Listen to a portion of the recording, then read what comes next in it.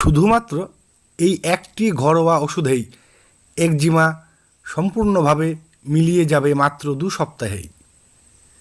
প্রয়োজন হবে অনন্তমূল, যা সহজেই সংগ্রহ করতে পারবেন যে কেউ। আর প্রয়োজন হবে সন্ধব লবণ, এটাও সহজলভ্য। সন্ধব লবণের গুঁড়ো না কিনে ঢেলা কিনে নেবেন, বাড়িতে সহজেই গুঁড়ো করতে পারবেন। এতে খাঁটি দ্রব্যটি পাবেন। আর অনন্তমূল বাজারে পেলেও না কেনাই বুদ্ধিমানের কাজ। না চিনলে ভেজালের খপ্পরে পড়তে পারেন। বিশ্বস্ত সংস্থার লিংক দিয়ে রেখেছি, অনলাইনেই কিনে নেবেন। যাই হোক, ব্যবহার বিধি জেনে নিন। 6 গ্রাম অনন্তমূল ভেতরের শক্ত অংশ বাদ দিয়ে নিতে হবে। এবার অনন্তমূল এবং আধ চা চামচ সন্ধব লবণ একত্রে বেটে নিতে হবে। একটু জলসহ বাটতে পারেন।